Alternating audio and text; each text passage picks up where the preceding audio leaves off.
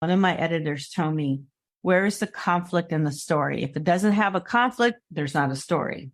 So I think that's one of the main things we have to look for as a PR professional is it has to impact something. Is there an issue that you need to solve? Is there a problem that we need to find a solution to? Welcome to the Smart Talk series, the show for professionals who want strategies, tips, and real talk about all things PR, marketing, and social media. Your host is Melissa Monroe-Young, an award-winning, accredited, and nationally recognized PR pro and communication thought leader. And now your host, Melissa Monroe-Young. Hello and welcome to the Smart Talk series. I'm Melissa Monroe-Young. This season, our focus is on passing the mic. Today, I'm joined by Melissa Monroe-Young, APR. Melissa Monroe-Young, APR was a business journalist for 15 years and has been in the PR field for almost the same amount of time. She co-founded the San Antonio Association of Black Journalists and Communication Professionals and is a member of several local organizations, including the San Antonio chapters of PRSA and the Links Incorporated. Welcome, Melissa. Hi, I'm so glad to be here today. And thank you so much for having me so we can talk about journalism and public relations. Oh, you're so welcome. Well, listeners, you may not know this, but Melissa has been a good friend of mine for many years. And so I'm really excited to have profiled her in the book when we talk about what it takes to plan like a pro, but then also just for you all to hear her story. So Melissa, tell us more about your background and your work today. Yes, of course. So I actually grew up in Fairfield, California, moved to San Antonio probably when I was a junior in high school.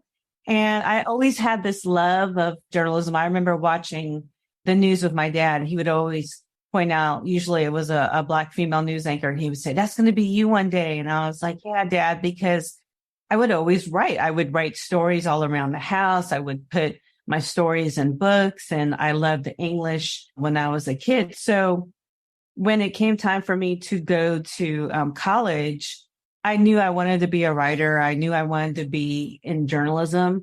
I knew I wanted to be possibly in TV journalism. I really didn't know what that looked like in terms of studying, but I went to Texas Women's University and studied mass communications, and I minored in broadcast journalism.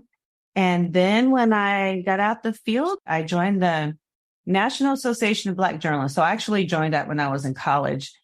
And it allowed me to go on different internships throughout the country. They sent me to, I think it was Pennsylvania. Then they also sent me to Milwaukee.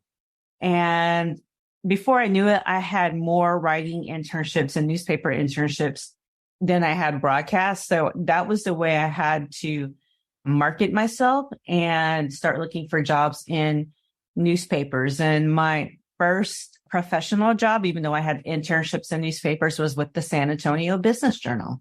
Wow. And I love how you bring up that you had some natural inclination towards this as a young person. And then when you were in college, it's such a gift. And that's something that I talk about in the book. And I just keep talking about with pros, even today, really encouraging them, like, you've got to be involved in trade associations because look at the opportunities they brought you as a college student. That's fantastic that you were introduced to that and took advantage of that early on. That's awesome. Right. And I would encourage that for any student that you need to get active, whether it's NABJ, the San Antonio Hispanic Journalists, well, actually National Association of Hispanic Journalists, PRSA, you need to get involved in any of those organizations if you're going into the communications route. It doesn't necessarily mean you're going to be a journalist. It might be public relations. Maybe you're going to be a graphic designer or even a photographer. But these are the organizations that give scholarships and they give internships, and they want to lay that foundation to help young people. So I truly think that is something that not a lot of young people are taking advantage of. Maybe they're just not aware of it. Yeah, I think that lack of awareness is a big deal. And then I think part of it is that confidence. So just a quick little shout out behind the scenes, listeners, you can't see, but our intern for the semester, Miranda, is listening in to learn about producing a podcast. And we met each other through the Hispanic Journalists Association. So there is even opportunity across communication industries to learn about the differences of different types of work. So that's a great segue too. So proof there that Miranda is a benefit from an experience like you're suggesting, Melissa. But taking us forward, what inspired you to transition from working as a journalist in print or, in writing into working in public relations? Well, when I was a journalist, I worked with a lot of PR pros and I had a lot of friends who are PR pros. So I always saw the two careers as compatible and something that I thought that maybe if I wanted to go that route, I could.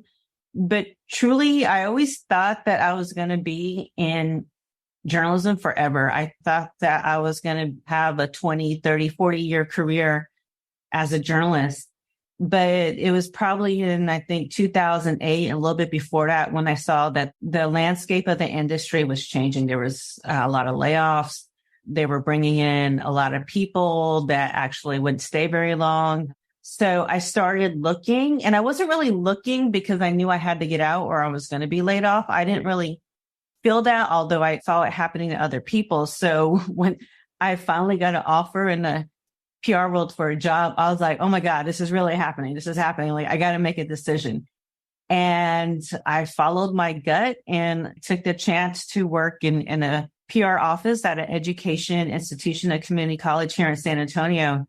But going back, like I said, I found the two careers as very compatible. And I thought it was a natural, because I always knew that even in PR, you still can be a storyteller. And that was the base of anything that you do, even in public relations.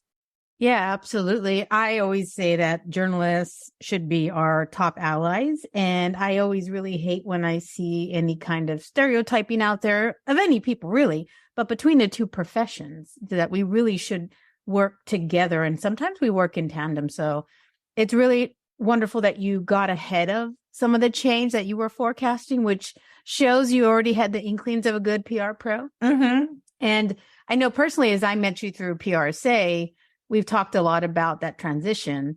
So that was one of the reasons I featured you as a Pass the Mic voice in my book, Smart Talk. At the end of chapter 4, I title it, that chapter, Planning Like a Pro. And you talk about your transition from journalism into PR. So what surprised you about working in public relations once you got in? That it's not that easy. I thought that, I'm just going to be writing press releases all day and I'm just be pitching to my journalism friends. Well, there's a whole lot of strategy that goes behind it. And there are a whole lot of topics that you find that as a PR pro that you'll get from maybe your superiors or other people in your department. They'll say, oh, this is a great story and we want you to pitch it. And you're thinking to yourself, this is not a great story. So you're trying to still be that reporter and have that investigative sense and figure out, how am I going to make this a really good story so I don't embarrass myself in front of my journalism friends? So that was one of the main things, is that there's a whole lot of strategy that I didn't realize that I needed to learn. There's a whole lot of red tape just to get something approved.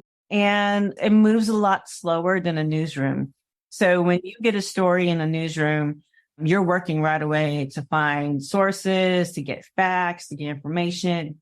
And PR is a little bit different. They'll say, okay, we need this press release in about 2 weeks. And I'm like, 2 weeks? I can have this for you in 2 days. So yeah, there's a whole lot that I didn't realize that I needed to know in public relations. One of the things we had discussed as colleagues that really became friends is that you were inspired to earn your accreditation in public relations to help fill some of those unknown gaps. So what do you think journalists should know or consider when thinking about working in PR, especially after you got your APR? I think that if you are a journalist and you're going into public relations, you really should consider getting in the accreditation in public relations. It helped me a whole lot just to understand some of the basics and some of the book knowledge. Now, it's not to say that everything I learned getting my APR is what I do in my real job as a PR professional. But it kind of makes me go back to, I think, the 4-step process. And you see that in a lot of award contests when you're filling out awards for PR campaigns and PR tactics, that they want to know what the 4-step process is. So that's planning, it's implementation, it's research, and then it's also evaluation. So if you kind of keep that in the back of your head when you're starting any new project in public relations, it will make you think, okay, what data do I have when I'm going into the boardroom and I'm having to present this to executives to say, this is an issue or this is a problem? How do I know I was successful with this press release or all the things I did with this campaign? Not only the press release, but maybe the social media part, maybe reaching out to different journalists, maybe even, having some grassroots public relations. How do I know I was successful? And that's when evaluation plays a part into it. And that goes back to the accreditation process. And I learned that in the accreditation process. Now, let me tell you that this test isn't easy. I took the test, and I'm not ashamed to say this, that I took the test. I think it was either 3 or 4 times. And the last time I took the test, I remember I said, okay, I have to pass it this time. And it wasn't until I got my head out of being a journalist and start thinking like a PR pro is when I finally passed the test. So I had to kind of get my mindset of journalism, and start thinking like, hey, as a strategic PR professional, how would I do this? That's when I passed the test. Yeah, that's a great point. So chapter 4 is really me trying to break down in more easy to understand terms, how to do that 4-step process that the Public Relations Society of America recommends, which is research, planning, implementation, and then evaluation, right? And like you said, Melissa, you may not do every one of those steps in exactly that way for every single project or campaign, but at least you have choice once you know what's missing. And I think that's a big deal for journalists, because a lot of times you'll come in and say, okay, yeah, I'm good at media relations because I've been on the other side of the desk. Well, maybe so. And you probably absolutely understand what's newsworthy, but understanding how to put together an integrated marketing campaign that has media relations plus, right, paid advertising and social media strategy. And what is that website need to look like and the owned parts you need to create. So I think it's all really relevant. And so what I try to do in that chapter is break it down. But like you said, it can be quite overwhelming. And when I took the test, Melissa, you were my mentor. And I think your learning, having gone through those experiences, were so valuable to me, because it's all about that mindset. When you're going to take an exam for an accreditation or certification, I think in any industry, a lot of times it's not what the textbook has to say. It's not exactly how it rolls in the real world. And we have to let that go and say, you know what, I'm going to study to pass this test. So that's a really great tip you're offering people about passing the APR exam, is that the real life practice may be different. And especially if you're a journalist, your point of view may be a little different than someone who may be on the other side. So you really have to immerse yourself in that experience and reading and researching what you need to do to pass that test and understand campaign building like APR suggests you do. Exactly. So, Melissa, that's great advice for us and wonderful candor about what it's like to take that APR exam in transition. Now, I want to ask you a little bit about how journalists think. What do you feel like journalists get wrong about the perceptions of PR people now that you've been in both seats? And what do we get wrong as PR pros when we think about our journalist friends? I think if I start with what we get wrong about our journalist friends is that when we are getting a story from maybe a client or someone higher up, and we're like, okay, this is a great story, but we have to put that journalism hat on, because a lot of times our journalism friends think, okay, that's not a great story. So I find that what we think is a story doesn't always translate to what journalists think is a good story. And they don't have a whole lot of time nowadays. So the industry has changed where there are fewer journalists doing the job. So they are looking for those stories that impact a large community. If it bleeds, it leads, kind of that item as well. And also if there's a lot of money involved. So those are the main stories that kind of leads the newspaper or leads the newscast. But at the same time, they are looking for those community feel-good stories. And you really have to have a really good story, to pique someone's interest. And I think that our stories sometimes don't have that, coming from the PR side. So we have to dig deeper as a PR professional and find out, okay, what is it that will make this story pop? What is it that will help a journalist want to cover the story? Who in the community is it impacting? Is there a real issue out there? I remember when I was a business reporter, one of my editors told me, where is the conflict in the story? If it doesn't have a conflict, there's not a story. So I think that's one of the main things we have to look for as a PR professional is, it has to impact something. Is there an issue that you need to solve? Is there a problem that we need to find a solution to? On the flip side, I think a lot of journalists get wrong from PR people is that we are also trying to do our jobs too as a PR professional. We are trying to make sure that the organizations that we are representing, that their causes and their information gets out to the community. So I work for a community college and we do a lot of good here. And I feel like, oh yeah, I want the news to know that. I want the community to know that. And I have to remember that, okay, well, maybe it's my job to put that out on social media, on a website, to maybe go have a booth somewhere in the community. So it's not always the job of a journalist to get my story and put it out. There are other ways now to put out stories where you don't always need a journalist every time. Yeah, I think you're right on. Mm-hmm. You highlight something that's really important. I actually had a journalist call me a few months ago in a pretty busy time and around the holidays, and they were really trying to figure out if nonprofits were having trouble serving clients because there were no clients to serve, which is a pretty atypical problem. It's usually you have a lot of clients that have a lot of need and you just can't find enough resources or volunteers to serve them, right? Yes. So I said, well, that's really interesting. That hasn't been my experience, but let me check in with some nonprofits and our nonprofit council here so they can survey their members of nonprofit leaders. And when we did, I was right. Like, that's not a common problem. And what it came down to, the journalist told me, was we're having some nonprofits call us and say that they don't have money for marketing. So they want us to share all the information about their events and their news and their opportunities.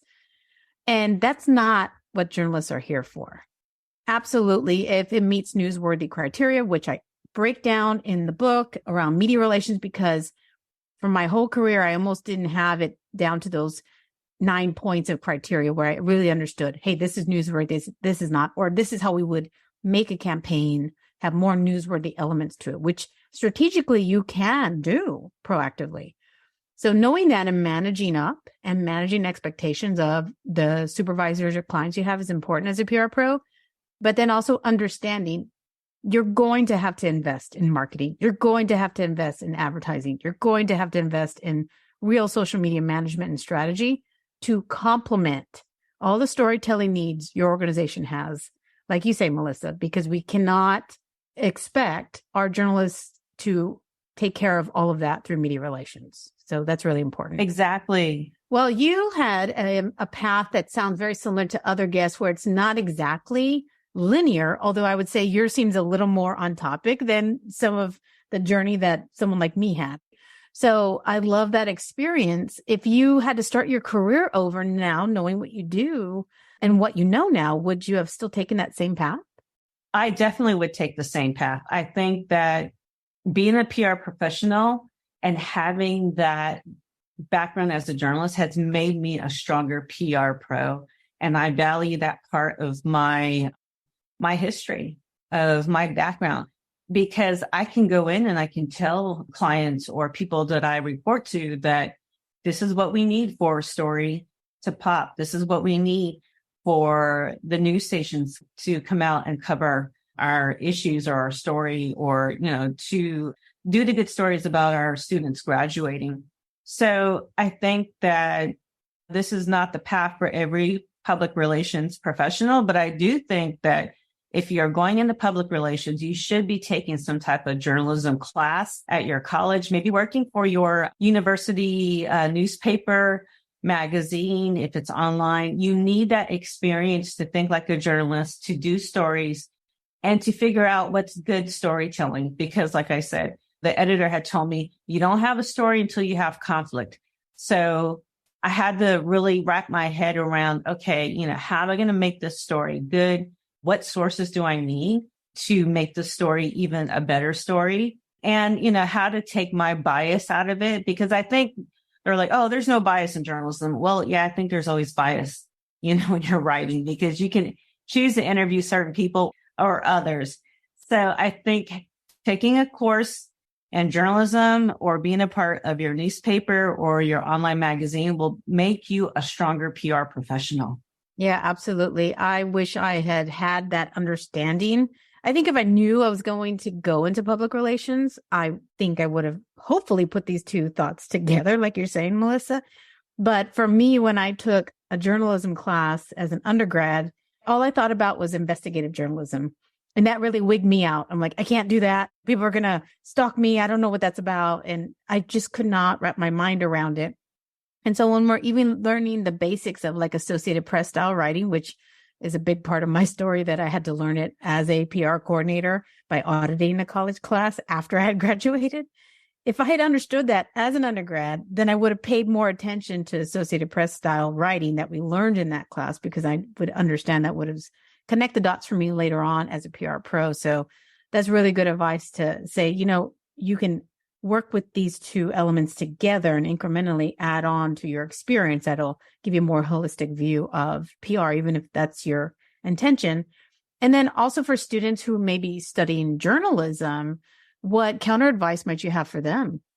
I wish PR classes or PR tracks would combine them both, in terms of there should be some type of journalism element in a PR type of studies program. Vice versa, there should be some type of journalism element in a PR studies track, because I think they're so intertwined that it needs to be taught to anyone in communications, because you never know. You start off as a journalist and then 5 years down the road, you get laid off and you need to go into PR.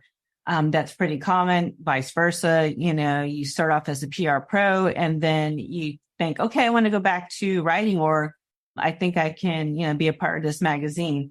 And so you need the basics of storytelling and AP writing and all that. So I would love to see college programs evolve that way. But I think even if you're in public relations, you should be taking some type of AP style writing course. You should be taking some type of English course. You should be taking some type of storytelling course, basically, because I see too many students who come in here and they're either interns or they're working for our PR team and they don't know how to put a press release together. And I'm thinking, okay, you want to stay in this PR field, that's your intention, but you don't know how to write a press release.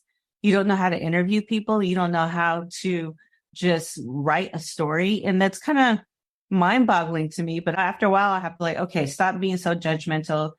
Let me do a little mentoring. Let me, kind of school them a little bit and let them know, okay, this is what it's going to have to take. And this is what I need for you to learn in order to do your job. Yeah, it's really important. And you know what? Thank goodness that they have a mentor like you early on so that they can learn that as students, because I think I was very fortunate in that when I realized those things, Melissa, that I didn't know how to write an AP style, that I didn't know how to put together a press release, I was in a job. I was as a PR coordinator job. And so that was very uncomfortable for me. Now, if any pro listening resonates with that and feels like, you know what, I really still don't quite understand or have a handle of those things as well, hey, go get the education you need. And that's exactly why Melissa and I are very involved with PRSA. For me, it's been the continuing education I've needed my whole career, but then also cross-pollinating with our friends from the journalists associations teaches me a whole lot about how journalists think and what their needs are and how they're evolving. So really great advice there. Well, Melissa, I like to ask all my guests this question because I'm really intrigued by it. What does smart talk mean to you? To me, smart talk means getting rid of the spin. And I know spin is kind of like an old word we used to use in public relations. Well, it still exists. I mean, it hasn't gone away. Yeah. And when I'm talking with a client or I'm talking with someone who's assigned me to a PR campaign or write a press release, I'm like, okay, give it to me straight. What is it that we really want to get accomplished here? Show me the data and don't manipulate the data. What is the issue here? And I think just being transparent and laying all the cards out on the table, because if you lay all the cards out on the table and you're transparent, it makes my job easier. and trying to reach out to journalists and trying to write a story because I know exactly what the objective is. And so I think I value smart talk in terms of even career advice. Like, if someone were to tell me, okay, well, in the career that you're in, it probably won't be there in 5 or 10 years. Then let me know, okay, what other things I need to do in order to get to the next level. Do I need to take more training? So I think just being transparent and being upfront and stop spinning stuff to me is what I value in smart talk because it just makes life a lot easier. I totally agree. I think that's why we get along. Yeah, right? Because we have this kind of conversations that, okay, right? It's not always comfortable, but it's helpful. And that's what's really important, professionally and personally, like you said. So, Melissa, I think you have a wealth of knowledge to share with people. What's the best way listeners can connect with you? Well, I do have a LinkedIn page. If you look at Melissa Monroe, San Antonio, you could probably find me. And email is good too. If you want to reach out to me and send me an email, if you're listening to this, it's monroe674@gmail.com. That's MONROE674@gmail.com.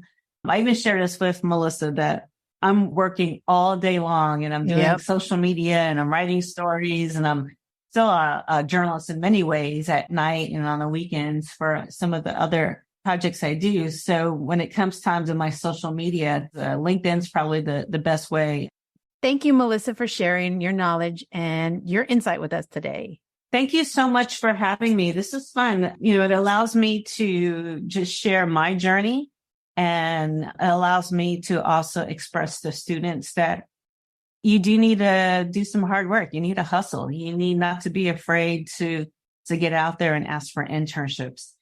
And because if you build that foundation, then you will reap the rewards in 5 or 10 years or whatever time span that you're looking at. So you have to put some work in. I remember, there were many times when I was working for free at internships or they were barely paying me, but it paid off in the end. And that's what I advise students is go out there, work hard, put the work in so you can be successful in the end.